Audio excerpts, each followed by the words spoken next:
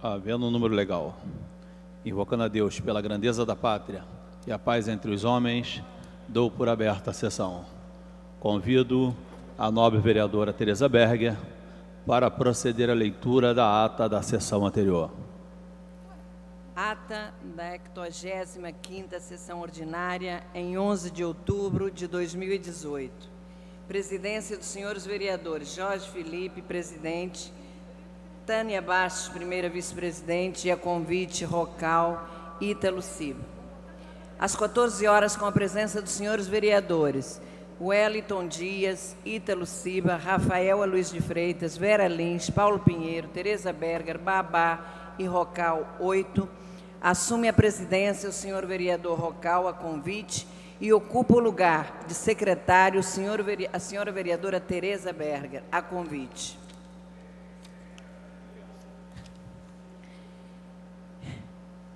Encerra-se a sessão às 16 horas e 1 minuto.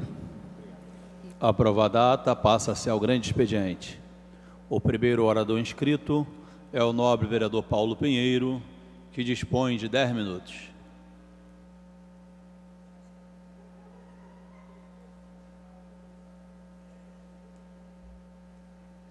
Não estando presente, a oradora inscrita é a nobre vereadora Tereza Berger, que dispõe de 10 minutos.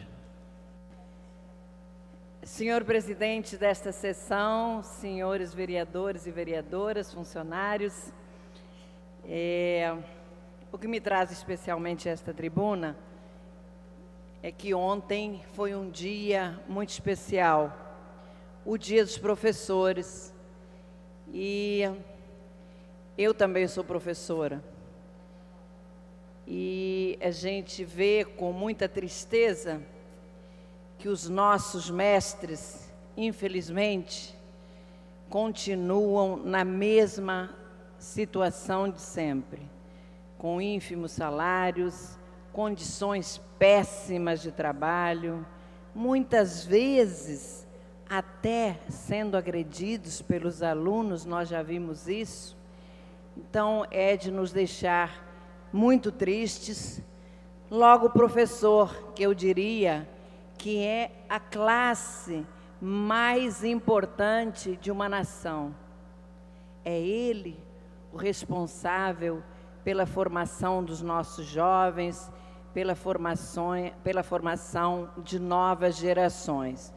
Então, eu parabenizo os colegas professores pela data, mas, infelizmente, não há muito que comemorar.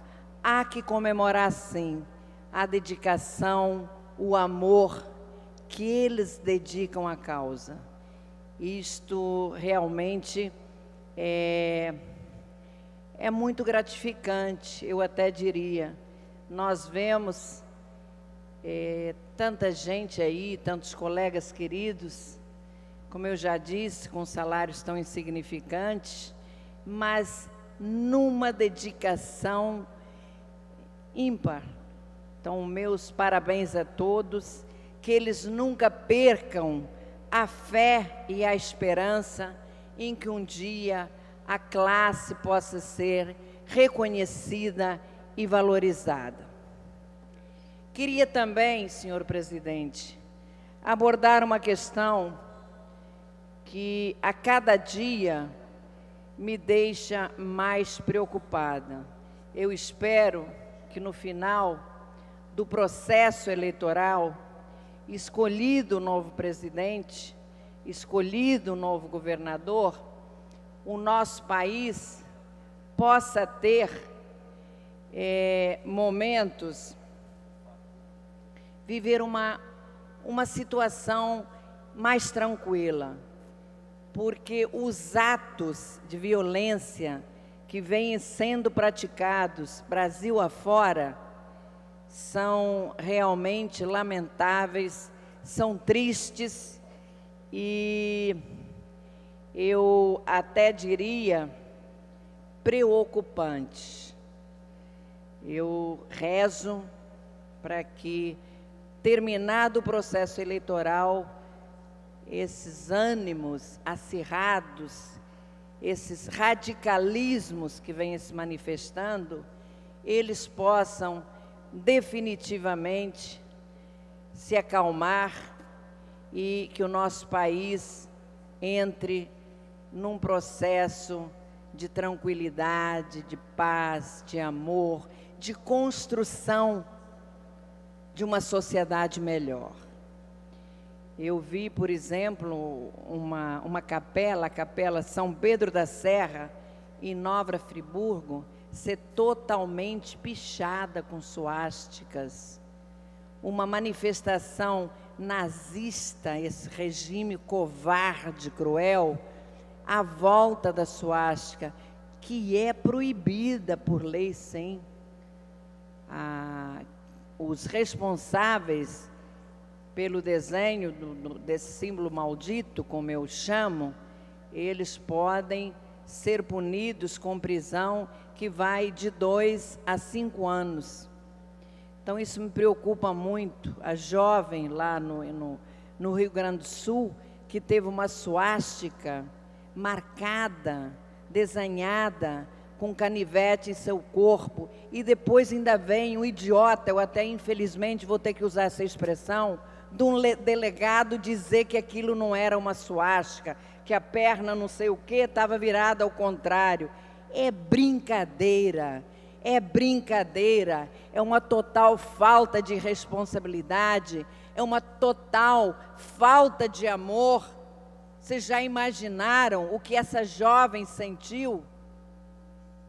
Nós queremos sim, nós queremos e todos rezamos para que tenhamos um Brasil melhor, seja quem for o vencedor. Nós não podemos continuar nesse estado de, eu diria até de ânimos exacerbados, de radicalismos que nos deixam muito preocupados. Eu tenho certeza que a minha preocupação é a preocupação de todos aqueles que lutam pela paz, de todos aqueles que querem o bem da sociedade.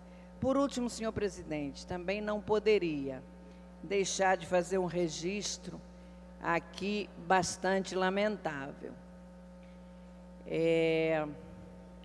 Eu moro no bairro do Flamengo e são inúmeras as pessoas, mas Flamengo, eu estou citando o Flamengo porque vou citar uma situação do Flamengo, mas na verdade é o Rio de Janeiro inteiro.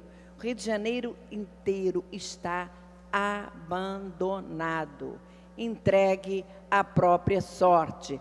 É por isso que as pessoas perguntam, quando a gente fala alguma coisa, mas temos prefeito? Parece que não temos. É uma buraqueira pela cidade que ninguém aguenta mais. Ruas mal iluminadas que, na verdade, levam à prática, ao aumento da violência na nossa cidade. Mas eu vou aqui relatar um caso na rua Cruz Lima, no Flamengo, exatamente, eu espero até que alguém da prefeitura esteja me ouvindo, em frente ao Hotel Argentina, tem um buraco imenso, há não sei quantos dias, há uns 15 dias, já ligamos para o 1746 e tudo continua na mesma. Na Avenida Oswaldo Cruz é a mesma situação. Então, acho que está na hora do nosso prefeito acordar, porque eu acho que ele está adormecido, e ver o que está acontecendo na nossa cidade, que está totalmente largada, totalmente abandonada. Mas eu gostaria de fazer uma reflexão sobre isso, sim. Muitos moradores me procuram e dizem, mas o vereador é que tem que ver esse problema. Nós até temos obrigação de ser intermediários entre, digamos, o legislativo e o executivo, fazer uma indicação legislativa, apelar para os secretários, mas, na verdade, isto é responsabilidade do administrador regional, mas especialmente do superintendente. O superintendente largou, abandonou, quando a sua mãe não foi eleita e ele foi para a superintendência, ele abandonou completamente o Flamengo.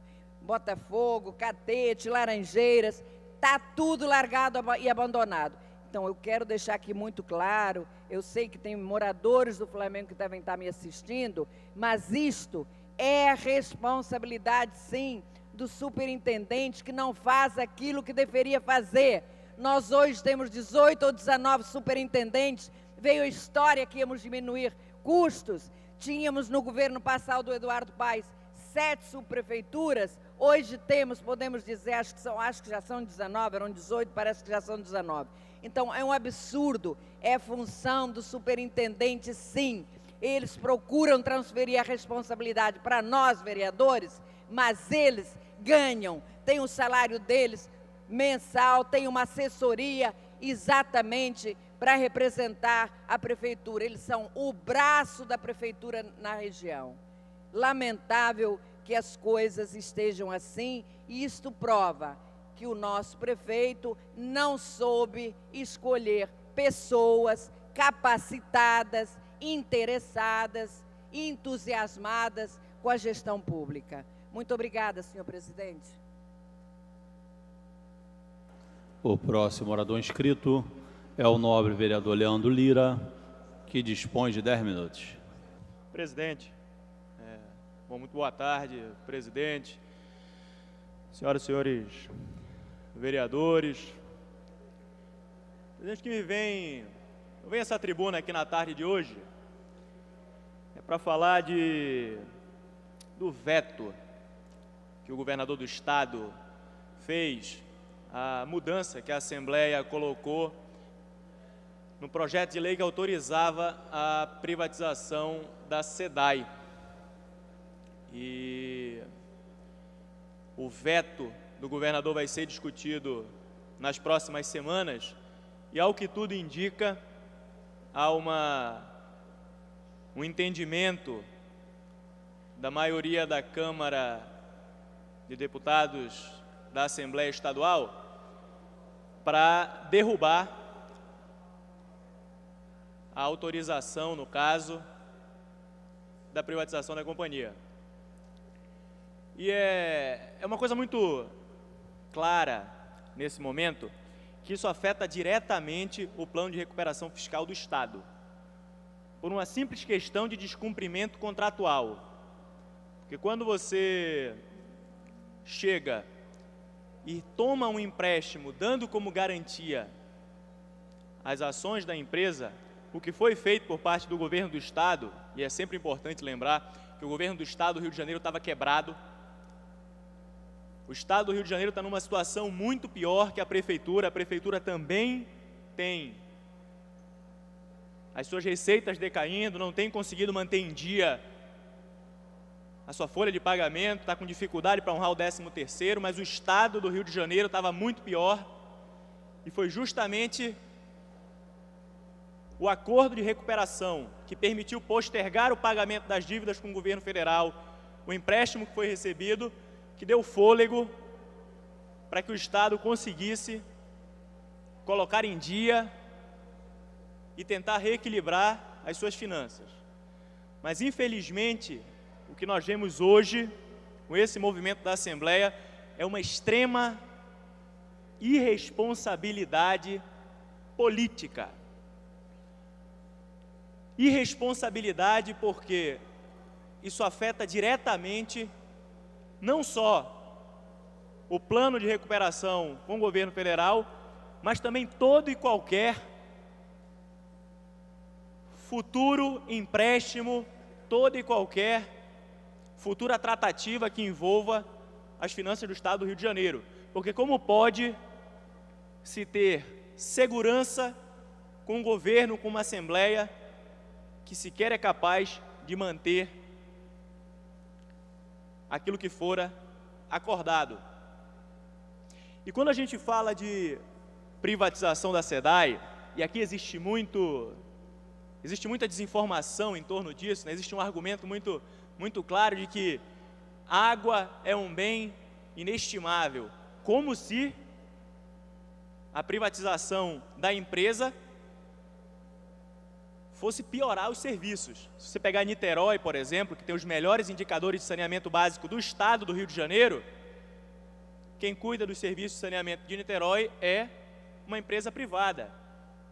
Uma empresa privada que tem meta, que tem indicador de performance, que tem avaliação periódica. E quando a gente olha hoje para saneamento básico, o Rio de Janeiro não é nem de perto referência nacional. Isso falando da capital, porque quando a gente vai, por exemplo, para a Baixada Fluminense, aí sim a gente faz coro no final dos rankings de saneamento básico do país. E saneamento básico é uma coisa muito necessária, muito fundamental, justamente porque afeta vários outros setores. Para dar uma comparação muito direta aqui, presidente, para cada real que se gasta com saneamento básico, com investimento em saneamento básico, a Organização Mundial de Saúde estima que você consegue poupar R$ gastos com saúde, seja com verminoses, seja com todo tipo de doença gastrointestinal oriunda, por exemplo, de ausência de tratamento de esgoto, oriunda de uma condição inadequada para o consumo de água.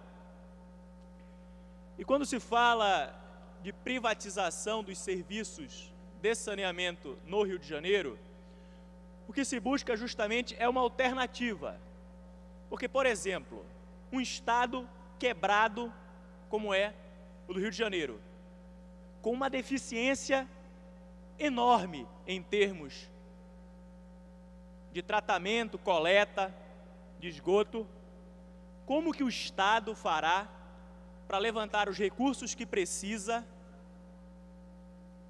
para conseguir justamente expandir a rede de esgotamento sanitário no município ou na Baixada Fluminense, que eu falei que é o caso mais grave que nós temos no Estado. Um Estado que tem dificuldade para manter a sua folha de pagamento em dia.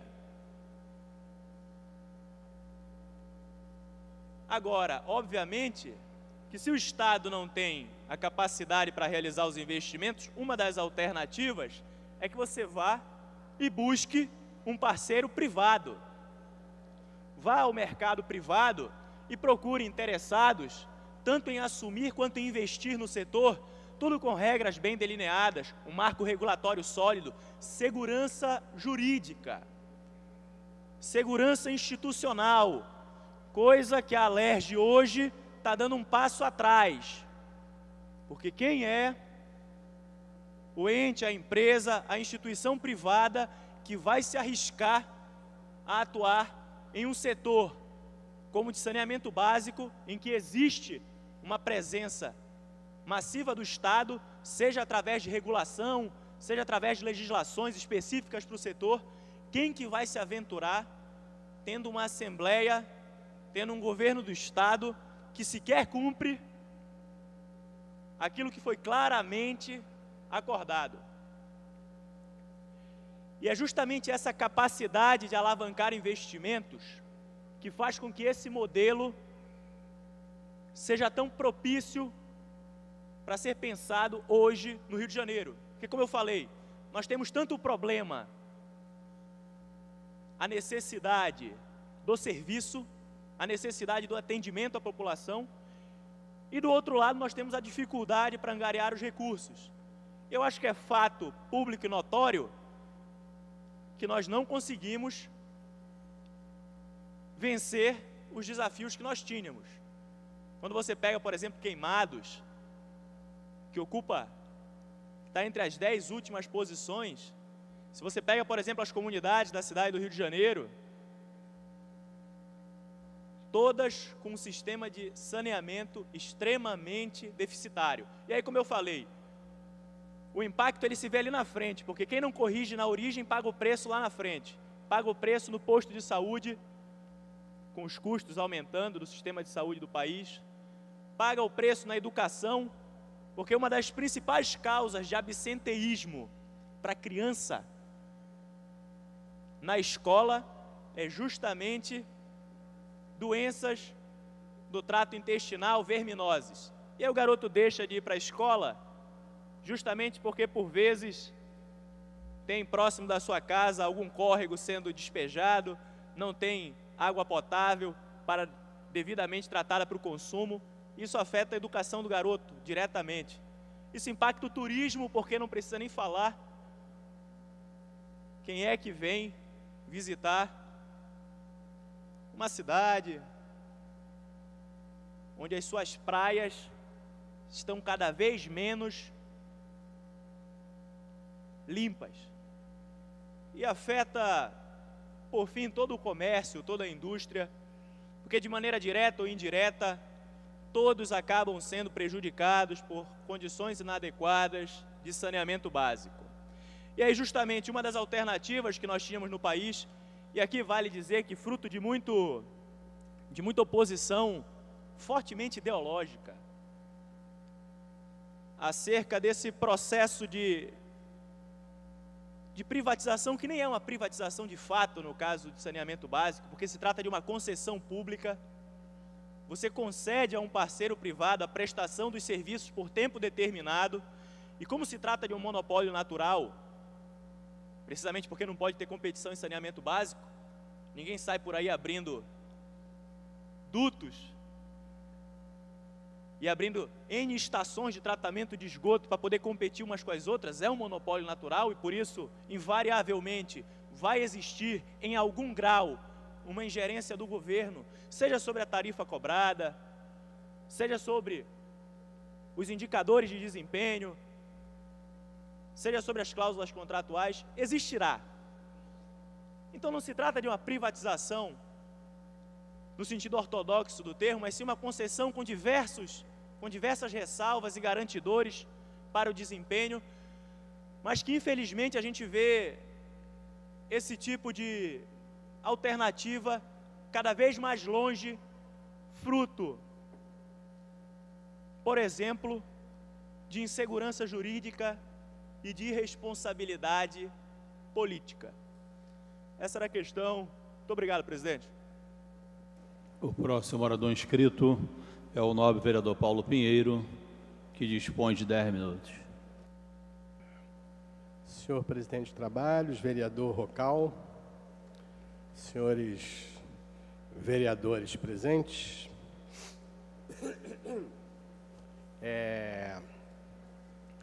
nós estamos começando mais uma edição da discussão sobre o orçamento. Amanhã, a partir das 9h30, a Comissão de Finanças da Casa começa a discutir o orçamento, a proposta de lei orçamentária para 2019, em audiências públicas. Amanhã será uma audiência pública importante. Teremos aqui a honrosa presença do primeiro-ministro. Não é amanhã? Estou errado? É amanhã. Amanhã a Casa Civil estará presente, a primeira audiência pública. Vai se discutir com a Casa Civil, vai se discutir a questão da Previdência Municipal, Prev Rio, a Conlurb, uma série de coisas importantes que os vereadores deveriam estar presentes para discutir aqui. Teremos o prazer de receber aqui o nosso querido Posto Ipiranga do Crivella, que estará presente aqui para discutir o que existe de importante para o orçamento do ano que vem. Na semana que vem, na terça-feira que vem, dia 23, teremos a audiência pública da saúde, que está causando um grande mal-estar. Vocês, quem não participou da reunião semana passada, não participou de uma das reuniões com o maior mal-estar que eu já participei na minha vida aqui na Câmara. A prova consumada de que o Messina é o primeiro-ministro. Ele tentou no início da reunião dominar a reunião, fala antes dos secretários, estavam presentes o secretário de Fazenda e a secretária de Saúde. O assunto era o orçamento da saúde, os cortes do orçamento. Ele queria impor a posição de falar primeiro. Eu retruquei, a vereadora Rosa Fernandes também retrucou. Ele estava ali para participar da reunião, mas não para falar pelos secretários. Ele insistiu, ele não queria deixar, ele não queria que as secretárias de Saúde e Fazenda falassem antes dele. E como isso aconteceu, ficou bem claro, o castelo caiu completamente. Nós vimos que a secretária de Saúde deixou muito claro, e os técnicos da saúde, profissionais de muito tempo, profissionais corretíssimos. E a fala de um desses profissionais, quando eu perguntei a ele, você, colega profissional de qualidade, você tem condição de defender a proposta de enxugamento da atenção primária no orçamento da saúde? Baseado não é em necessidades da população, baseado em tamanho de arrecadação? E ele disse uma frase lapidar: nós recebemos uma encomenda, vamos ter que entregar a encomenda que recebemos. A encomenda, presidente Rocal, é cortar um pedaço do pé da saúde. Então, é importante que a gente possa discutir isso, porque o secretário Messina, muito inteligente, muito hábil, muito sagaz, ele já entendeu que vai ter dificuldade de passar essa proposta para a opinião pública. Então, ele está armando a seguinte confusão: existem dois cortes, ele não vai poder, nós não vamos deixar ele modificar isso. Existe um corte, que é o que eles estão fazendo para o orçamento do ano que vem. O orçamento da saúde para o ano que vem é 5,4. O orçamento que eles mandaram. O orçamento da saúde deste ano, 2018, é 6,0. Por que é 6,0? Porque a Câmara colocou 700 milhões de reais em emendas, fazendo com que o orçamento fosse para a sua necessidade. Ele alega, e a própria secretária de saúde, ontem numa reunião com os profissionais de saúde, alegou que esse orçamento que a Câmara fez é fictício. Eu lamento profundamente a secretária, ela era subsecretária, o secretário anterior participou das reuniões, e as comissões aqui fizeram exatamente o que o secretário pedia. Os aumentos no orçamento da saúde, que o secretário de saúde mostrava que eram necessários. Se estavam errados, se o governo não admite isso, nós não temos culpa, é a necessidade que falou. Quando eles dizem que só podem gastar 5 bilhões na saúde, eles estão errados, eles vão gastar 5 bilhões, mas vão ficar devendo 800 milhões.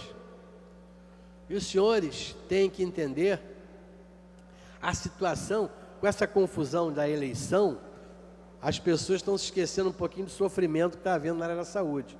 Eu vou só ler uma lista para vocês sobre pagamentos de profissionais de saúde ligados a OSs.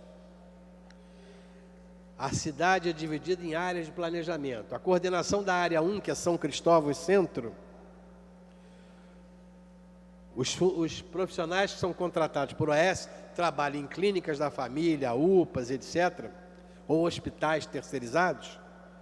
Nessa área, todos receberam 32% do salário.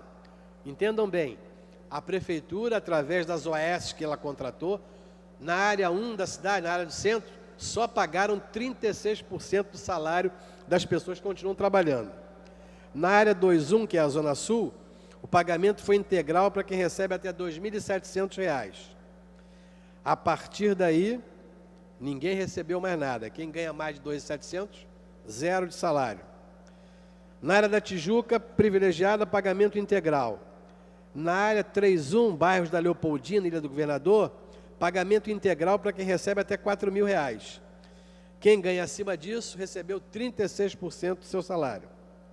A área do Grande Meier, 3.2, nenhum pagamento para ninguém, zero, todo mundo trabalhando de graça lá. A área da 3.3, Madureira, Irajá, Pavuna, adjacências, pagamento integral até R$ 4.000, quem ganha acima disso, recebeu só 32%. Barra da Tijuca, pagamento integral. Área de Bangu, 5.1, todos receberam 62% do seu salário. Sua área 5.2, Campo Grande, todos receberam, o prestígio está ruim lá do pessoal com o Crivella, hein? 5% do salário. Funcionários das OS, que trabalham na zona de Campo Grande e adjacências, 5% do salário. Já devem estar ganhando demais. E na área de Santa Cruz, 0 de pagamento. Ninguém recebeu nada. Para os senhores terem uma ideia de qual é a situação hoje. Tudo isso é dinheiro que eles não pagaram. E o mais grave, a informação que os profissionais de saúde deram ontem na reunião com os profissionais de saúde, presente a secretário e subsecretário, é que não há dinheiro para pagar. Que a regularização desses pagamentos só acontecerá em fevereiro do ano que vem. Então que todos vão se preparar para comer pão que o diabo amassou até fevereiro, porque não tem dinheiro. É até um absurdo dizer que o governo Crivella vai oferecer o pão que o diabo amassou, mas é isso que vai acontecer. O governo Crivella vai oferecer aos servidores o pão que o diabo amassou. Este é o quadro geral disso. O que significa isso? Significa, por exemplo, nas UPAs, a comida, o atraso com fornecedores de algumas OS é de 4 meses de atraso de pagamento, remédios, insumos básicos. Como é que eles estão fazendo? Da alimentação, para poder o sujeito continuar a trabalhar e receber algum alimento, reduziram para feijão, arroz e macarrão. Não tem proteína, frango, peixe ou carne, 0. O dinheiro não dá. Só dá para fazer um feijãozinho caprichado, uma sopa de macarrão à noite, para ficar mais ou menos cheinho e poder aguentar o plantão. Esse é o quadro que nós temos nesse exato momento da saúde. Sob o argumento do secretário Messina, de que só a Prefeitura do Rio só tem dinheiro para gastar com saúde até 5 bilhões de reais. Mais de 5 bilhões não tem. Se precisar mais, só falando com o bispo. Então esse quadro é um quadro que nós estamos vendo hoje. Isto tem repercussões diretas no atendimento. Evidente que aquelas centenas de pessoas que a gente encontra nos corredores dos hospitais, boa parte morre. E nós nem conseguimos ver que morreram por falta de atendimento, por má qualidade no atendimento, por má qualidade de serviço. E eu estou falando, não estou falando nem da administração direta, estou falando do discurso que nós ouvimos durante 4 anos do prefeito Eduardo Paes, que dizia que para poder expandir a rede de saúde, tinha que terceirizar, que ele não poderia fazer, que era a melhor maneira de se tratar melhor, do profissional não faltar, era terceirizando, entregando a terceiros, tentando fazer com que a saúde do município do Rio ficasse parecida com a saúde privada. Seria uma pequena privatização. E, lamentavelmente, eu queria dizer para aqueles que defendem a privatização na saúde. A privatização na saúde feita no governo Eduardo Paes é um fracasso completo.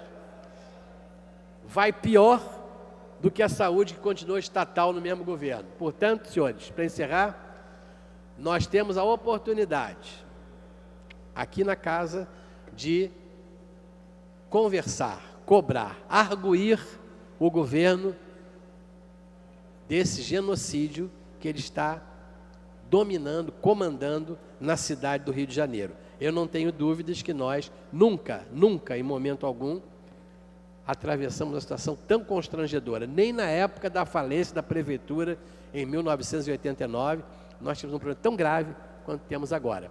E isto tem responsável com nome e sobrenome. Obrigado, senhor presidente. O próximo orador inscrito é o nobre vereador Renato Cinco, que dispõe de 10 minutos. Obrigado, senhor presidente, senhores vereadores, senhoras vereadoras, senhores e senhoras. Esse é o primeiro discurso que eu faço nessa tribuna depois do primeiro turno das eleições. Então, em primeiro lugar, eu quero agradecer aos 11.800 eleitores e eleitoras que depositaram em mim seus votos para deputado federal. Felizmente, não foi o suficiente para garantir a minha eleição, mas eu quero aqui comemorar o avanço do meu partido, o Partido Socialismo e Liberdade, que aumentou a sua bancada de deputados federais em todo o país e que obteve nessa eleição 100 mil votos para deputado federal a mais do que em 2014. Então, nosso partido tem conseguido, apesar de todas as adversidades da conjuntura, crescer e se afirmar como uma alternativa socialista e libertária para o Brasil. Quero especialmente saudar a eleição das companheiras Talíria Petroni, eleita para deputada federal, das companheiras Mônica Francisco, Renata Souza e Dani Monteiro, que as 4 mulheres negras eleitas para o Parlamento Federal e para o Parlamento Estadual, né, mantendo viva a luta e a memória da nossa companheira Marielle Franco. Acho que o PSOL também cumpriu um papel importante ao reafirmar a importância da participação das mulheres, especialmente das mulheres negras, na política brasileira.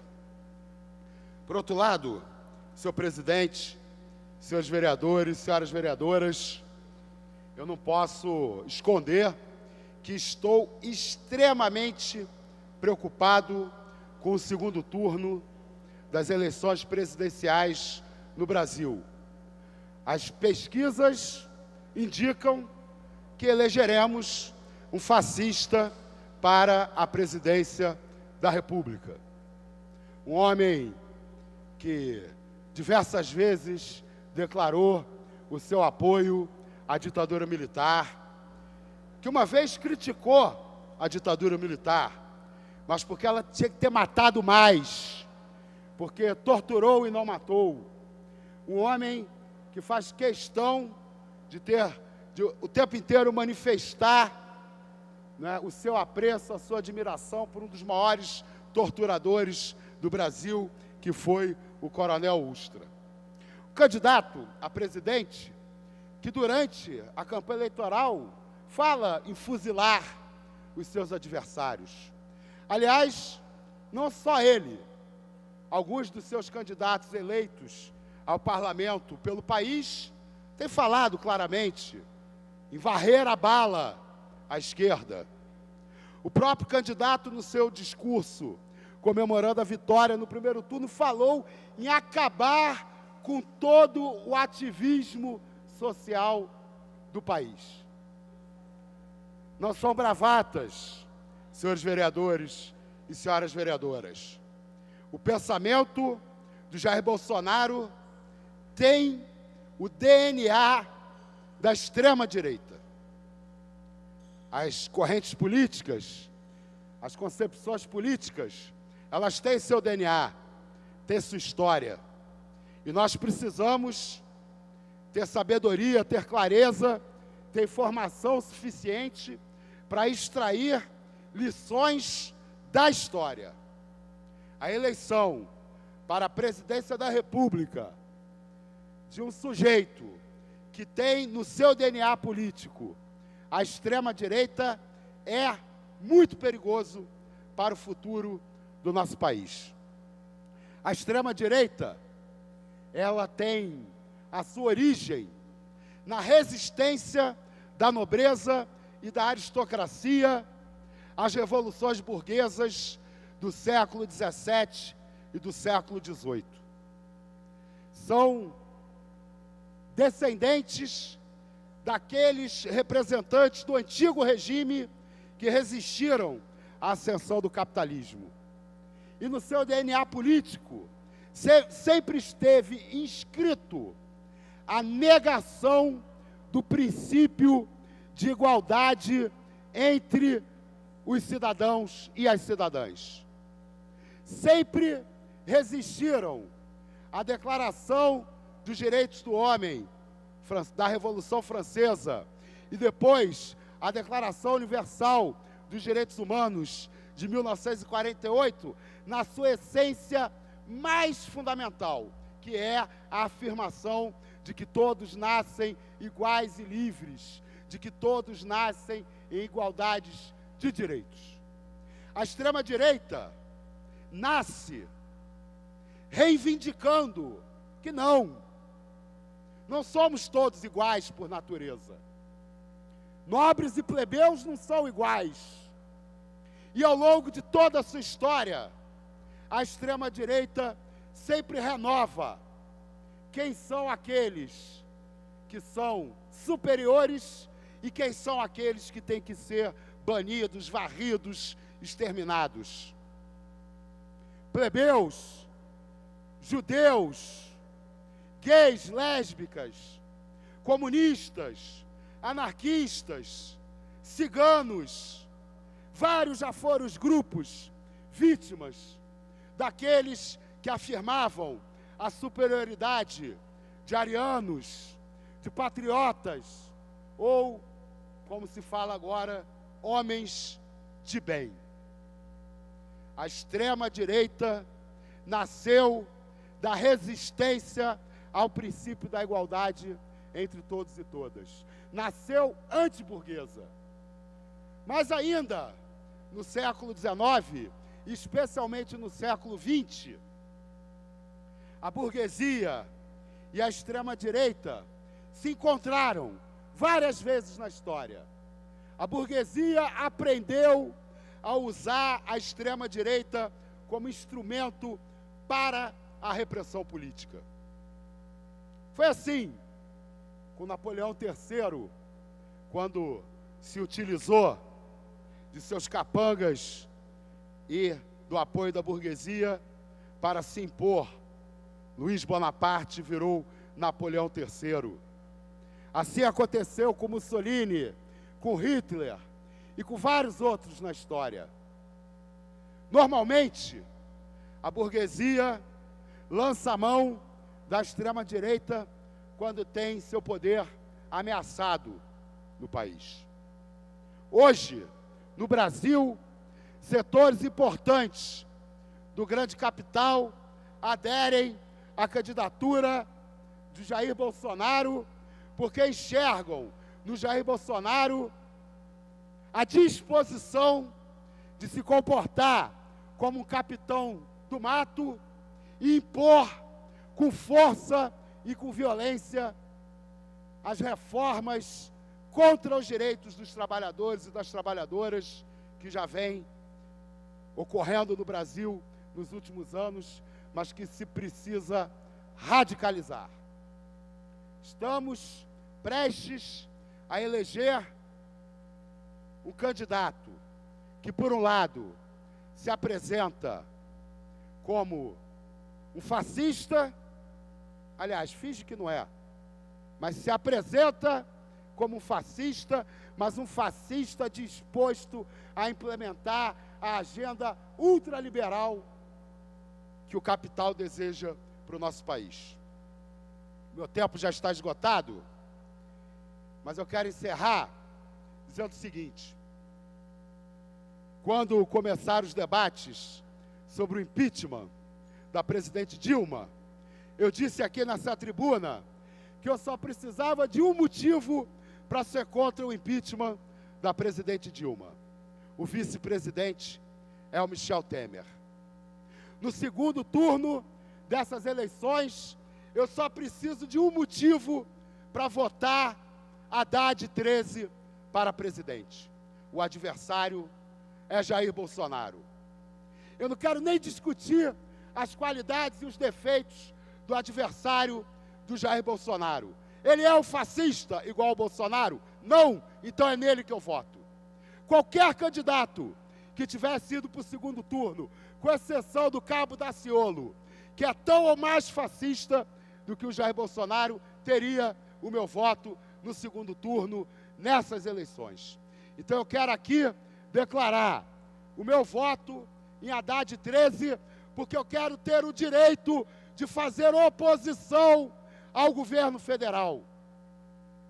O capitão do mato, Jair Bolsonaro, já declarou que quer acabar com todo ativismo social do país. Ou seja, ele é um candidato a presidente da República que não admite sofrer oposição, que ameaça com ditadura e com morte aqueles que o enfrentarem na oposição.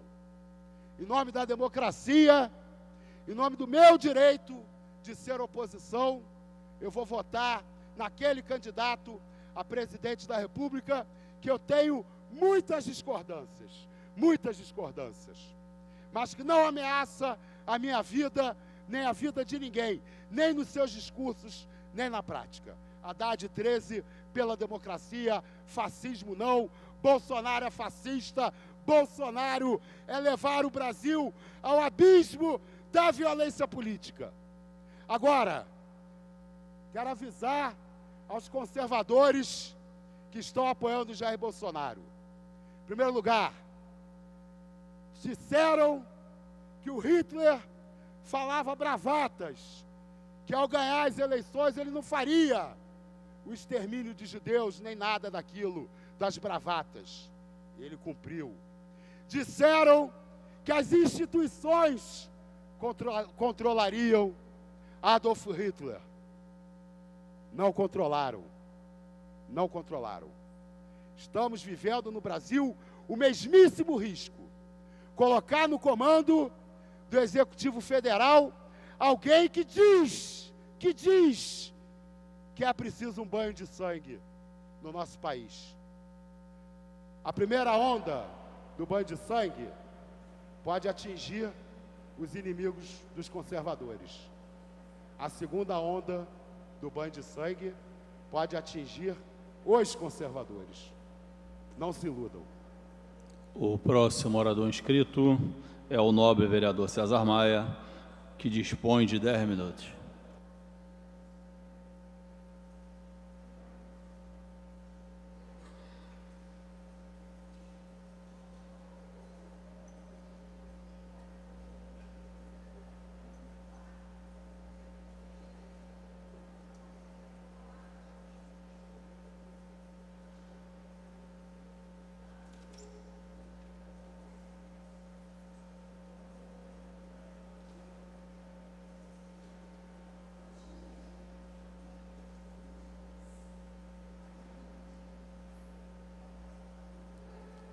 Senhor presidente,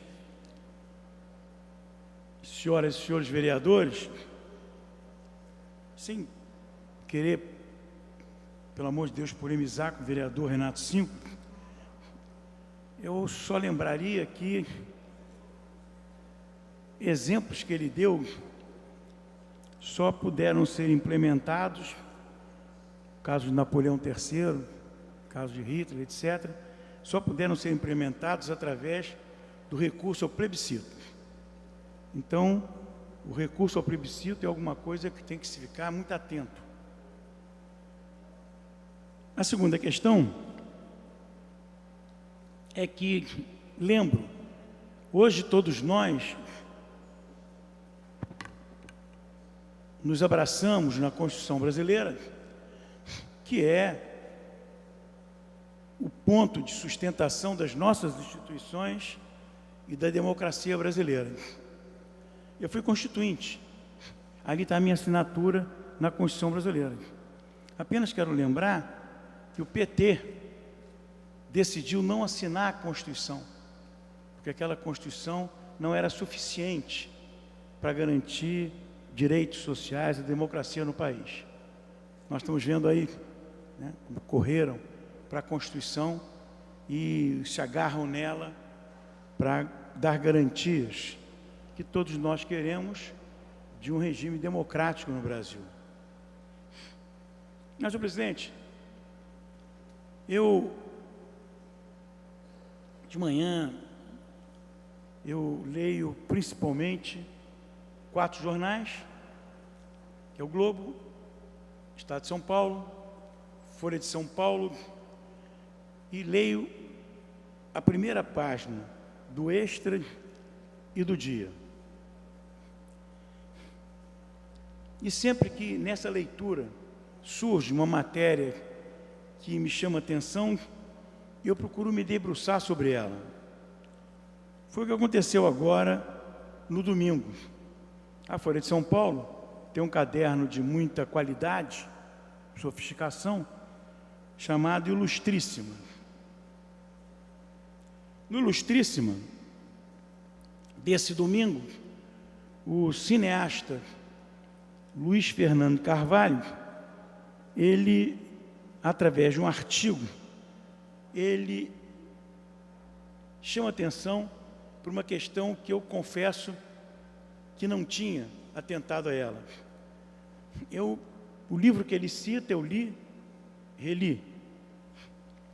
Acompanhei as obras de Van Gogh, inclusive quando estive na Europa, trouxe depois um vídeo a respeito, e não me dei conta desta questão que o cineasta Luiz Fernando Carvalho levanta.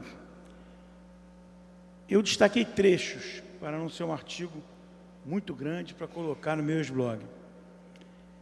Trechos do artigo do cineasta Luiz Fernando Carvalho, na Ilustríssima, Folha de São Paulo, no dia 14 de outubro. Diz ele: aprendi com Van Gogh a associar palavra e imagem, de cineasta Luiz Fernando Carvalho. Isso é muito importante.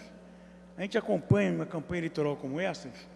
Eu acompanho hoje, eu passei agora durante a campanha, não mais sair de casa 1 hora, sair de casa 1h20, depois de assistir os programas eleitorais. Por isso cheguei aqui 1h15, 1h16. E acompanho, porque tem pessoas de talento, técnicos, produzindo esses programas, porque são as armas dos dias de hoje, a luta pelo poder. E quando eu vi o programa do professor Fernando Haddad, eu fiquei muito impressionado como se pode fazer um programa eleitoral com essa taxa de ingenuidade. Um close fechado nele, e ele deita a falação. Ele, bem, conteúdo, é um professor ilustre, conheço, admiro, ele deita a falação, e essa falação só tem conteúdo. Essa falação não tem imagem, não tem sentimentos. Hoje à noite assistam o programa do Fernando Haddad e o close que fazem, fecham nele e ele lê aquele teleprompter. E nada mais do que isso. Bem, vou ler aqui o artigo do Luiz Fernando Carvalho. Cartas a Theo, que é um livro magnífico, recomendo que se leia. Theo era irmão do Van Gogh. Cartas a Theo é um livro mágico, fonte primária e fundamental para a compreensão e estudo da obra de Vincent Van Gogh, relato que trança reflexões estéticas com paisagens existenciais da vida do pintor. Categoria inominável de gênero narrativo, substância primordial que me orientou a ele, cineasta, na tentativa de criar um filme a partir do oratório barroco de Radwan Nassar. Nasce do encontro com as cartas de Theo, a busca por não desassociar o cinema da literatura, as palavras das imagens. Estava perdido durante a preparação do filme, quando um dia qualquer me encontrei com as cartas de Van Gogh, unidade perfeita entre palavra e imagem, processo e imaginação. E me lancei ali, avistando palavras, os olhos devorando o universo visual do pintor, ou seria em ordem inversa, pouco importa, não saberia mais dizer. Falar. Nas cartas, aspas, vertigem entre questões pictóricas e sua busca incansável por uma mediação impossível com o real, uma representação à altura dos sentidos do pintor, revelando nessa empreitada uma conexão estreita entre arte visual e literatura. Livros, realidade, aspas, livros, realidade e arte são todos a mesma coisa para mim. Livros, realidade e arte são todos a mesma coisa para mim. Fecha aspas, escreveu Van Gogh em carta em 1883. Cartas a Theo me apresentaram o abandono de uma ideia preconcebida de que uma imagem se faz de si própria, segundo a qual ela já é uma linguagem. Vou repetir a frase. Cartas Atel me apresentaram o abandono de uma ideia preconcebida, em que uma imagem se faz de si própria, segundo a qual ela já é uma linguagem possível de pertencer a um contexto de imagens. Imagens como as outras, mas suficientemente e de tal modo escolhidas e dispostas que através delas passe algo de inefável. A lição das cartas, cartas aspas sempre, né? A lição das cartas parece-me ao contrário, que as imagens não são desde a sua origem feitas de algo inefável. Elas são feitas de algo tátil, de algo que deve e pode ser construído à imaginação. Aspas, desta vez é simplesmente o meu quarto, apenas a cor deve fazer tudo e dar pela sua simplificação um estilo maior às coisas, ser sugestiva aqui do repouso ou do sono em geral. Numa palavra, a contemplação do quadro deve repousar a cabeça, ou melhor, a imaginação. Aspas, assim escreveu Van Gogh ao irmão Theo, imaginando a pintura de seu quarto em Arles. Era isso, senhor presidente. Muito obrigado. Não havendo mais orador inscrito, a presidência franqueia a palavra. Não havendo manifestação por parte dos senhores vereadores, a presidência suspende os trabalhos até às 15h40. Está suspensa a sessão.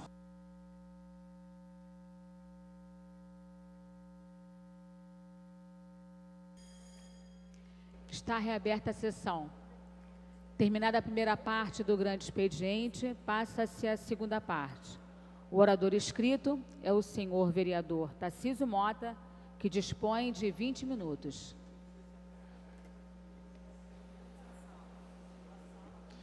Senhora Presidenta, senhoras e senhores aqui presentes, trabalhadores desta casa, aqueles que nos assistem pela TV Câmara, boa tarde. Boa tarde, nobre vereador Célio Luparelli aqui presente. Já disse algumas vezes aqui nesse microfone que a democracia no Brasil é uma experiência breve, limitada e incompleta.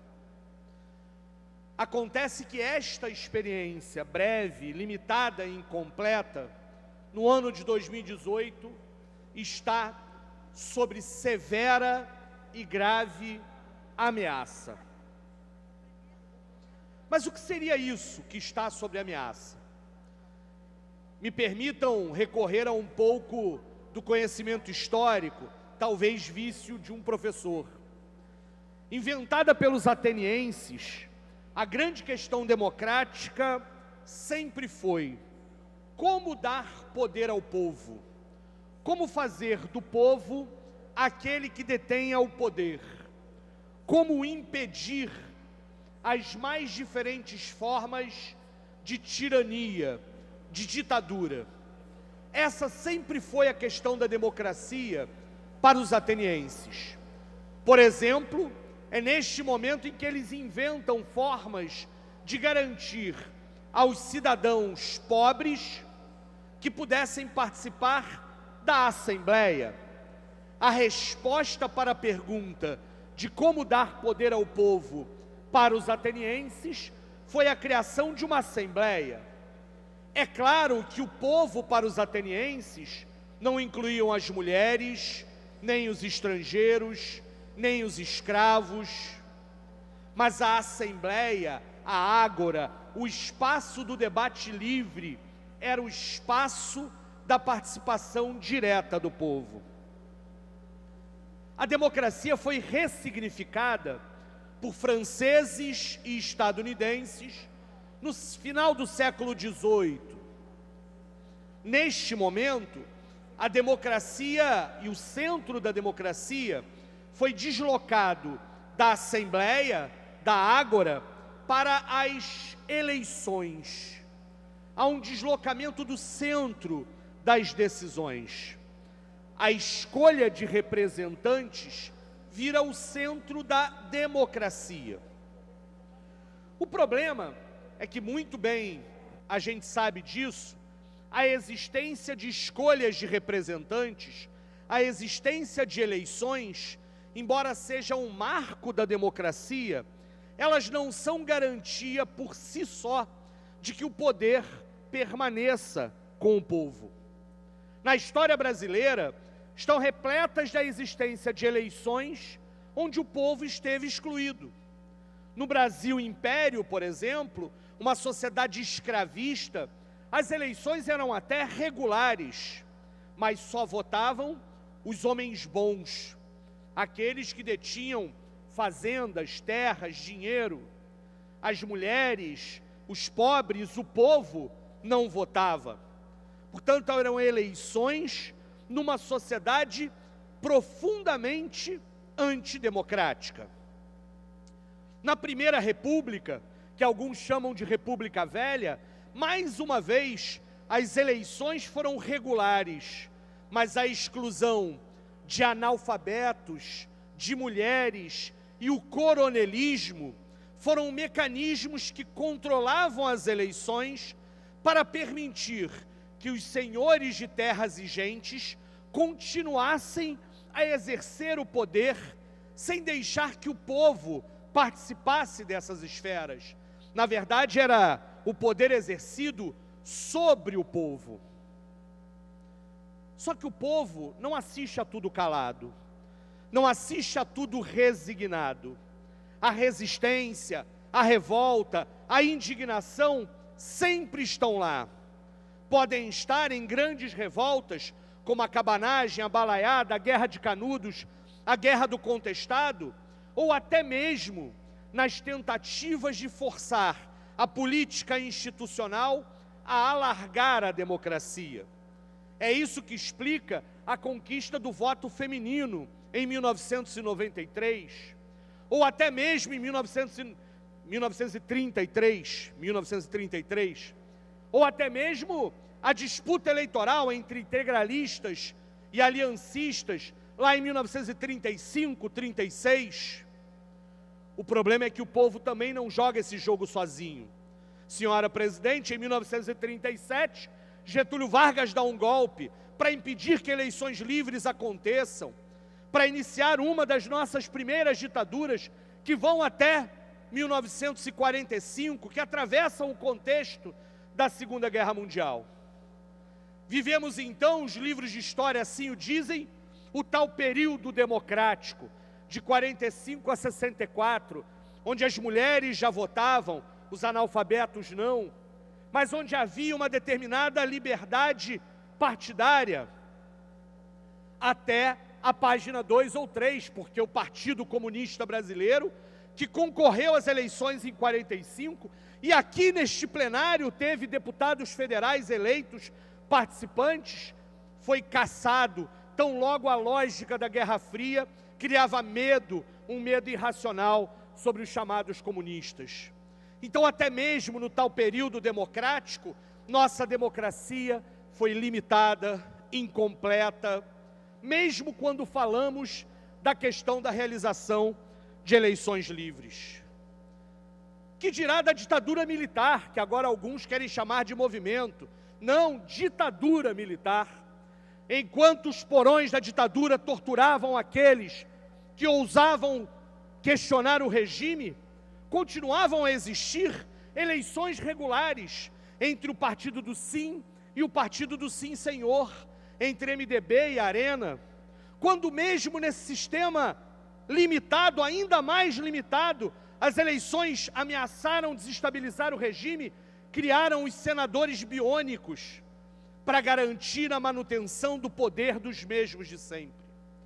Eleições no Brasil sempre foram tuteladas. O sonho da nova república, daqueles que lutaram contra a ditadura militar, de enfim criar um sistema democrático que permitisse ao povo o exercício do poder, resultou mais uma vez na realização de eleições diretas, regulares, não sem antes derrotar o movimento das diretas já e eleger Tancredo Neves de forma indireta. Não sem depois das eleições de 89, levar um suposto salvador da pátria, Collor de Mello, o caçador dos marajás, que depois se mostrou tão corrupto quanto seus antecessores da arena.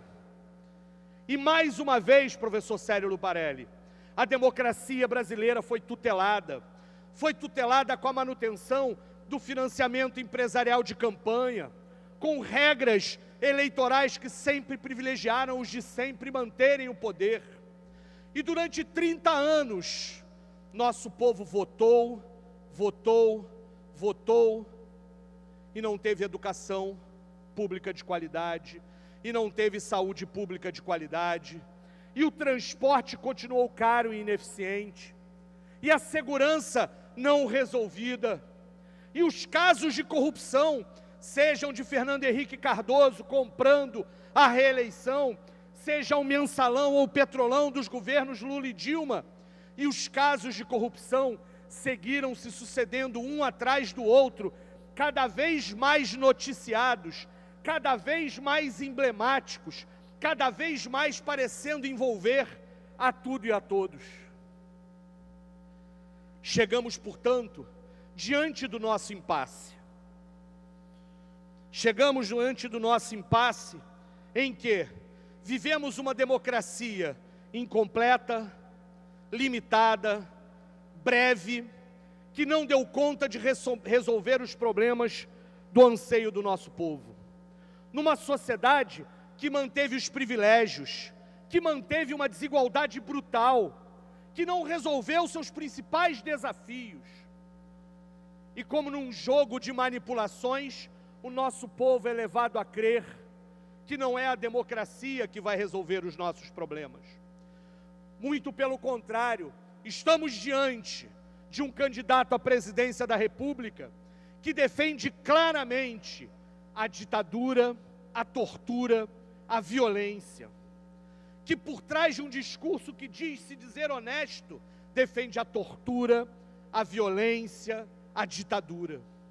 Defende exatamente o oposto daquilo que é a democracia. Numa junção entre um fundamentalismo religioso e um autoritarismo político, chegamos num momento de uma encruzilhada da nossa democracia. E não venham me dizer que são casos isolados de excessos. Num artigo agora da Eliane Brum, falando de psicanálise, os relatos são inúmeros. Um casal de meninas anda na rua e ouve de um passante: aproveita, porque o 17 vem aí. Uma amiga estava amamentando seu filho, que tem menos de um ano, em uma padaria próxima à sua casa, quando passaram dois caras e um deles gritou, olhando para ela: quando ele ganhar, essas vagabundas não vão mais poder fazer isso. Depois de uma longa conversa com alguém, na tentativa de argumentar contra o que representa Bolsonaro, o alguém perde os argumentos e enuncia a verdade velada. Ah, quer saber? Dane-se se ele defende a tortura. Comunista pode ser torturado. Meu enteado andando na rua com a camiseta da faculdade, a UERJ, ouviu de 5 homens passando de carro: isso vai acabar quando o mito ganhar. Você estuda nessa merda e nunca vai ganhar dinheiro. Minha filha ontem, na saída da escola, foi abordada por um cara que, por conta do adesivo do Haddad que ela trazia colado na camisa, mandou essa: fique esperta que eu sou do exército do Bolsonaro, que esfola comunista. Estamos diante de uma série de relatos. Hoje mesmo, relato de uma amiga nossa, que com o bottom da Marielle foi abordada na rua, dizendo: nós vamos te matar como matamos essa. Nós estamos diante de uma série de relatos que não podem ser menosprezados.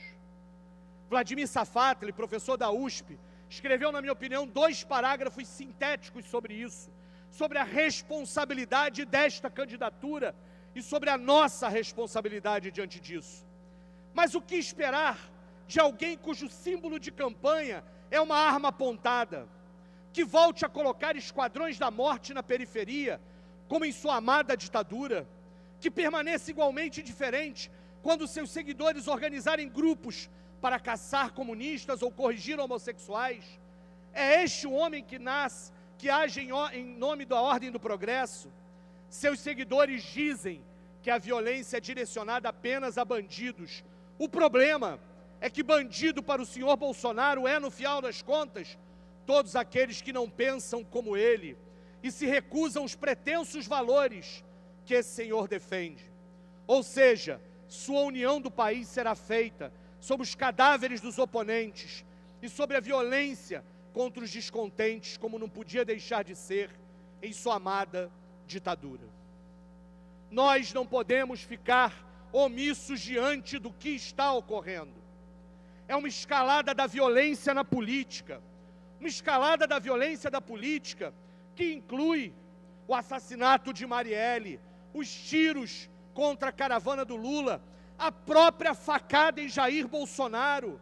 São episódios de violência na política que se seguem ao assassinato de Mestre Moa do Catendê, porque estava debatendo política ao final do primeiro turno. E nós vamos seguir assistindo impassíveis diante disso, e não seremos capazes de formar uma mínima frente democrática antifascista para garantir o mínimo do que resta da nossa breve, incompleta e limitada democracia. Hoje é dia 16 de outubro, um dia depois do dia do educador, do dia do professor. 2 dias depois, ao dia em que lembramos os 7 meses do assassinato de Marielle. Pois é essa mesma campanha de ódio e violência, sórdida que só, que conseguiu a proeza de exibir num comício em Petrópolis uma placa com o nome da Marielle quebrada. A desculpa a ser usada é que estavam combatendo o vandalismo aqui na Praça Marechal Floriano. Pois me digam, combater o vandalismo é exibir como troféu uma placa e quebrá-la em frente a uma multidão, gritando em uníssono, de uma forma a apoiar essa violência, e onde um candidato ao governo do Estado estava lá levantando as mãos. E eu vou dizer em público ao senhor Witzel, não adianta me telefonar dizendo que não tem nada a ver com isso, pois estava lá e nada fez. E aos senhores que aqui estão, que conheciam Marielle, sabem do que estamos fazendo, sabem do que estamos dizendo. Exibir como troféu o símbolo de um assassinato, o símbolo de uma violência, de uma placa quebrada dizendo que vão acabar com esta raça na Alerj, ou aquele vereador que agora está de licença, tuitando dizer que vai ter coturno no pescoço de comunistas. É disso que estamos tratando, é contra isso que precisamos lutar. Mas, como já disse outras vezes nesse próprio discurso, o povo reage. O povo não age apenas impassivo. Se o povo agora reage a partir da frustração, do medo, do ódio, da violência, também reage de outras formas. As mais de 1000 placas distribuídas aqui no domingo mostram a disposição de muita gente de enfrentar. Cabe a nós este tempo de ódio e violência, cabe a nós o enfrentamento a isso, caberá a nós a resistência, como cabe agora a nós ao debate político. E, para terminar de uma certa forma, um tanto quanto mais para entender como cabe ao povo, como é possível enxergar resistência, persistência, insistência, quero ler a vocês, porque vou poupá-los de me ouvir cantar, a letra do Samba da Mangueira, aprovado no último sábado. Brasil, meu nego, deixa eu te contar a história que a história não conta, o avesso do mesmo lugar. Na luta é que a gente se encontra. Brasil, meu dengo, a mangueira chegou com versos que o livro apagou. Desde 1500 tem mais invasão do que descobrimento. Tem sangue retinto pisado atrás do herói emoldurado. Mulheres, tamoios, mulatos, eu quero o país que não está no retrato. Brasil, teu nome é Dandara, tua cara é de Cariri. Não veio do céu, nem das mãos de Isabel, a liberdade é um dragão no mar de Aracati. salve os caboclos de julho, quem foi de aço nos anos de chumbo. Brasil, chegou a vez de ouvir Marias, Maíns, Marielles, Malês. Mangueira, tira a poeira dos porões, tira a poeira dos porões, ou abre alas para os seus heróis de barracões, dos Brasis que se faz um país de lecis, jamelões, são verde e rosa as multidões. Entre o coronel Ustra, um torturador, responsável pela morte, a tortura de dezenas de pessoas, e Marielle Franco, uma vereadora defensora dos direitos humanos, eu não tenho dúvida de qual lado eu estarei. Eu não tenho dúvida de onde estarei apostando minhas energias, onde estarei entregando as forças da minha vida.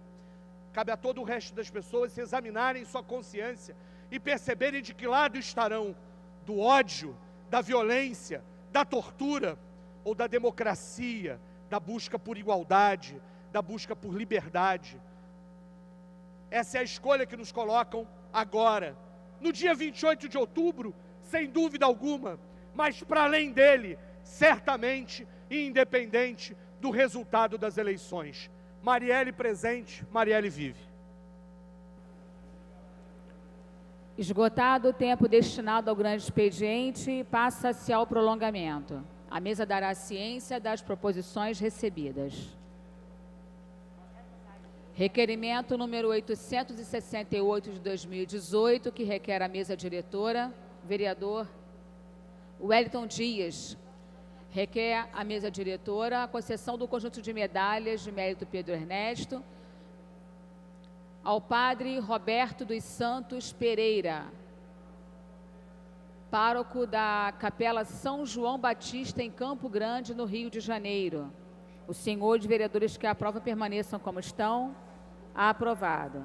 Esgotada a matéria do prolongamento, passa-se a ordem do dia.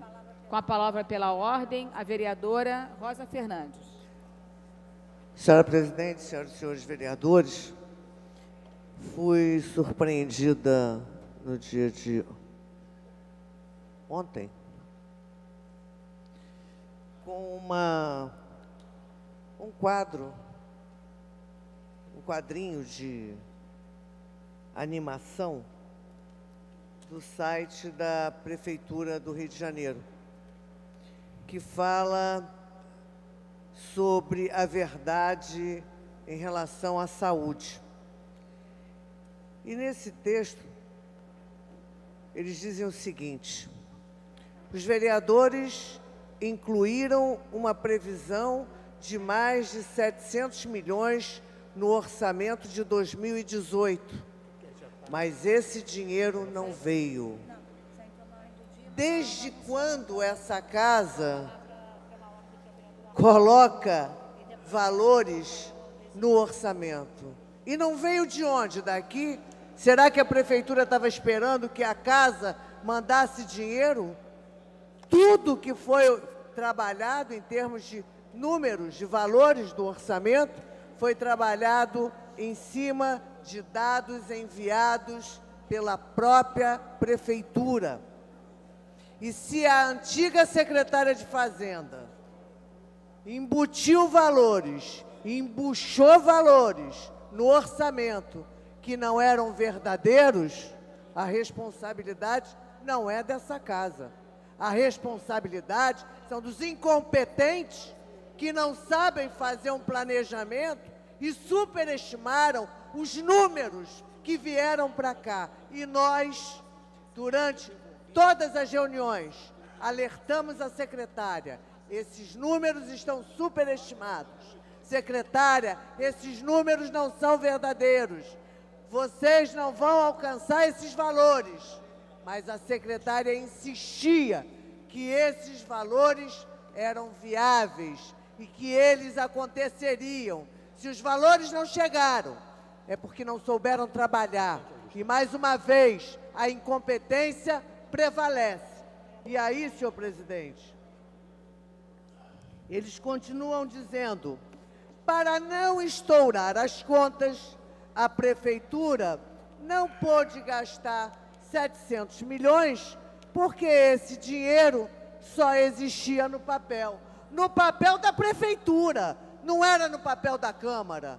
A Câmara não tem esse poder, a Câmara não faz isso, a Câmara não inventa números. Os empréstimos que foram inventados pela própria prefeitura. Se não é real, deveriam assumir, deveriam dizer, fazer a meia-culpa e dizer: eu errei, eu superestimei os números, os valores. Eu nunca vi, presidente, tanta incompetência junta. E quero parabenizar o senhor pela resposta que a casa deu em tempo, dizendo,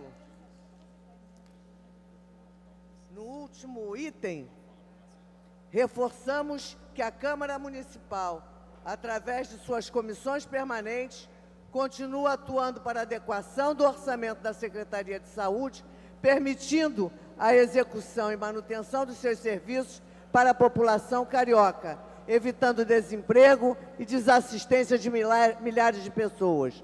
Por fim, lembramos que a Comissão de Orçamento trabalha com os números encaminhados pelo próprio Executivo. Se houve uma superestimativa de recursos para a saúde, foi passada pela própria Secretaria de Fazenda, que à época afirmava que a arrecadação seria maior do que realmente foi. Então, se houve equívoco, foi do Executivo e não do Legislativo. Muito obrigada. Pela ordem. Muito bem, eu acho que Vossa Excelência colocou com exatidão a realidade dos fatos. Com a palavra, o nobre vereador Rafael Luiz Freitas. Presidente, boa tarde. Só queria solicitar a verificação de quórum, por favor.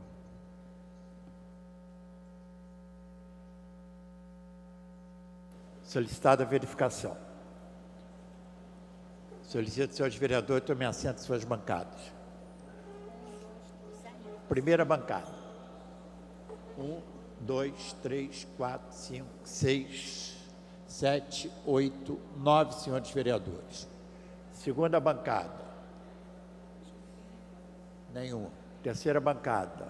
1, 2, 3, 4, desculpa. 4 senhores vereadores. Quarta bancada, 1 vereador. Mesa 1.